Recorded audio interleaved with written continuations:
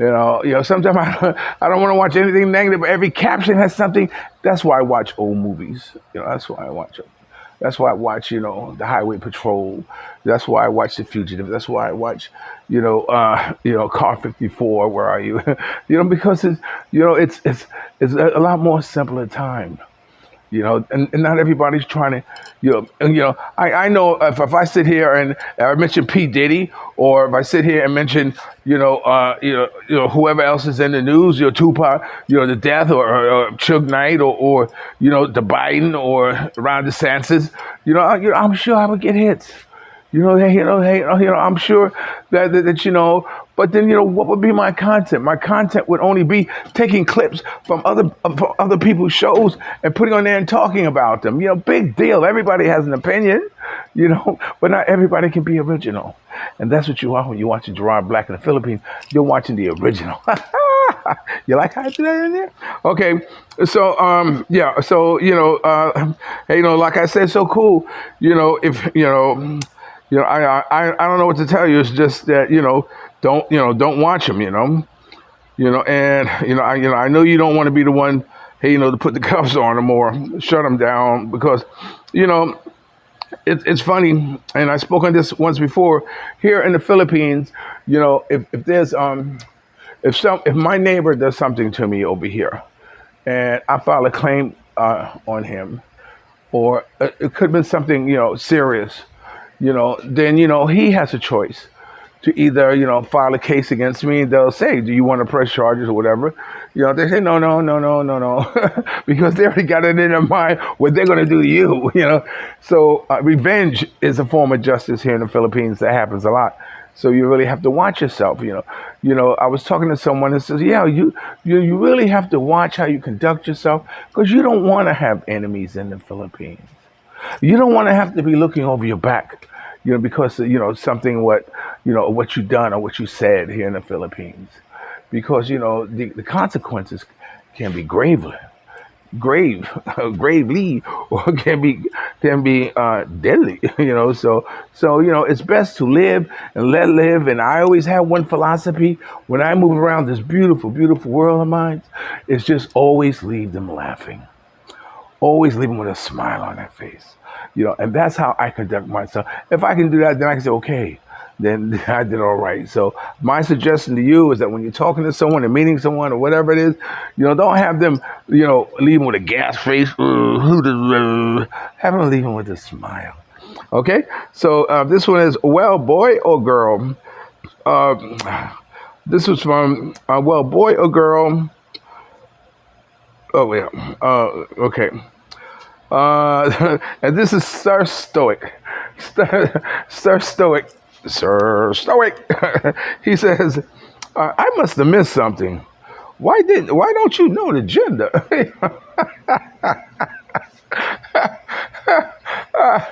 I don't know the gender because, you know what, really, I don't care.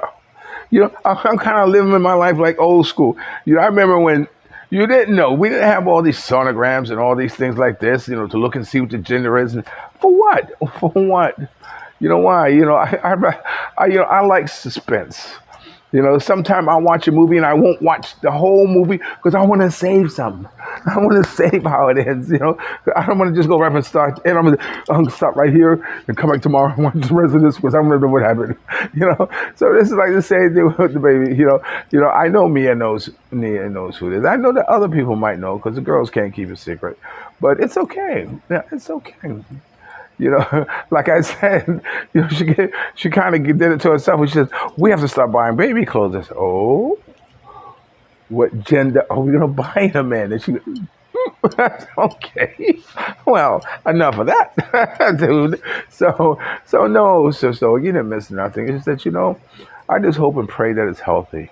That's all I want. I already got the names. If the boy's going to be King Gerard, and if the girl is going to be Queen, whatever Mia want to put the second name or the middle name, that's it, McLeod. So those are the names. So, whichever one fits into it, it'll be just fine. All right? So you didn't miss nothing, brother. And this is a Rag Jam Rock. The Rap Jam Rock wrote, I know you have girls already, Gerard, but I hope that it's another girl. I say this because I know two boys who have grown men now, but they don't seem to have marriage, married or grandkids high on their list of priorities. My brother has two grown daughters, and I see the way they interact with him compared to my boys. I think at this stage of our lives, if we're to have a child, it should be a girl. She will care for you more than the boys will. Anyway, that's my thought on the matter. Well, you know what? You're probably right, Reg Jamrock. You know, you're probably right. Boys, uh, um, like you said, I have two girls. And in spite of how it ended up and how it worked out, which I'm not going to go into. You guys know the story. You know, yeah, my girls do look after their fathers, or if they could look after their fathers more than probably sons would. But at this stage, late stage of the game, Rag Jamrock, I want to have a boy. I want to have a dynasty. I want to have a legacy. I want to have me continue. I want to have a legacy, I guess. And the reason why I post so much, I used to post a lot on Facebook, which I'm going to get back to doing. But the reason I post these videos a lot because, it's for my children. My children's children. If they want to know who their father was, if they want to know, well, wow, I wish my oldest son might say, wow, dad was cool. You know what I'm saying? Yeah, he was so cool that that you don't want to have nothing to do with him. You know what I'm saying? It's sad. My oldest daughter, you say, I'm just like you. I'm just like you. I said, well, you know what, little girl, if you're just like your father, then you should be a bad little peach. You know what I'm saying? But anyway, yeah, so that's what I want, Reg Gemma. I want a boy, but like I said, it doesn't matter. I just want to be healthy and want to be able to have at least 5 good years with it of that unconditional love. That's my goal. So anyway, this one is from Bob Willow, great blog, Daddy Daycare. I love these references, Daddy Daycare. That was a movie that came out years ago. Okay, let me see. I'm gonna stop right there. I know I can go on, but I'll leave it right there. You're watching Gerard Black in the Philippines with the truth. Remember, dreams are nothing more than plans awaiting action. Never disrespect the elder. Always pull someone up. And sometimes you're the only one to see your vision. And the best revenge in life is to live good. I'm living good today. I hope you are too. And if you're lucky enough to have a woman like Ollie Woodson, former lead singer of the Temptation One song, treat her like a lady. And ladies, if you're lucky enough to have a good man like me, make him feel like a king. Okay? And, oh yeah, never say no. I love you like a love song, baby. I'll talk to you later. Peace.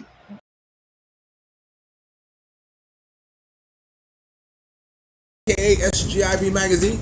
Stand for Soldiers Got Intentions, believe that, because everyone should be soldiering for something. A dream, a goal, an idea, a train of thought, something.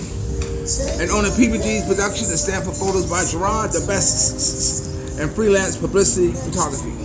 And editor and CEO of the Burrow Corporation, my not-for-profit entity. That's Burrow, B-E-R-Y-L, that stands for Be Ever Remembering Your Love. Okay, well, right now I still am in Ayala, Philippines. It's a beautiful day. I know back there on the East Coast it's getting a little warmer. Congratulations, but not warm enough to be doing this on the outside. And that's what makes being here one of the gems. Last night went to one of the best discotheques, the best discotheque in Cebu called Icon Discotheque. So, a matter of fact, that's where we did our promotional party and Ellie's birthday party, if you remember, a couple of Saturdays back. This February 17th, we're going to be back there again. I think I kind of like to rent the VIP area at least once a month there for promotional purpose for the magazine. The owner there, or the people there, had mentioned their interest in wanting to come into the magazine for advertisement, so that's a good thing. Keep my fingers crossed for that. But I kind of like wanted to have a place that everybody knows your name. I guess that's the best way to say it. Every time I go there, before I go there, I usually stop at the grocery store. I buy about 10 ice cream cones, and I give them to the security guard. And all that. We talk about 10 or 15 minutes outside, just shooting the Willy Bobo. That's what it's called, shooting the Willy Bobo. And then last night I brought a young man from, oh my God, Belgium. His name's Stefan. Stefan came. We decided to have a boys' night out, and it was kind of very nice, very interesting. I want to done is that whenever I do something, I've always been in the habit of giving it my all. Not just 100%, my 101%. The same thing like when I decided to move too fast. When I was moving too fast in LA where I started, I was trying to hold a job. I was trying to move too fast. I was trying to hold a job. I tried to hold two jobs, still move too fast. Once I started moving too fast, then when Gladys Knight wrote that song where I said Midnight Train to Georgia, because LA definitely will prove to be too much for the man. So the mother of my kids dying and we kind of packed up the van and kind of like the Beverly Hillbillies. I started moving to Beverly Hills. We went back to Oregon. She went back to Oregon. She flew back to Oregon with the kids, and I drove the U-Haul truck. And believe me, I'm moving too fast the whole trip. Stopping in San Francisco, about a day or so. I ran into some people I know from when I used to live there, and just kept on moving. So anyway, but the point I'm making is that, so once I got into New York, I was still under, of working and moving too fast. Working and moving too fast. Until finally in New York, I made a decision. I like to think that everything that happens to me in my life has been a conscious decision for me to make. And I remember like standing on a diving board and said, if I'm going to move too fast, I'm going to do it 101%. And I quit my job, stopped working, and I just became, I guess some people might call a street urchin. And that's what I decided doing. It was my conscious decision.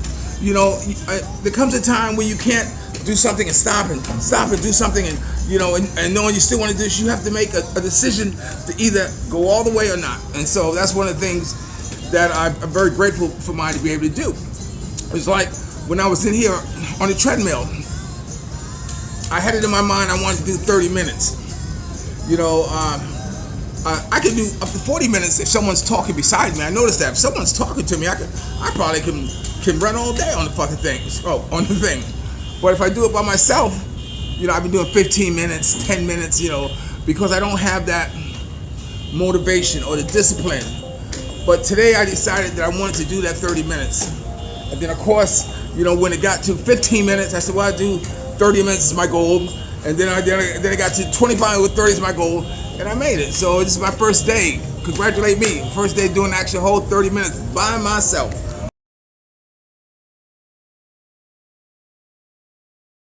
On the treadmill.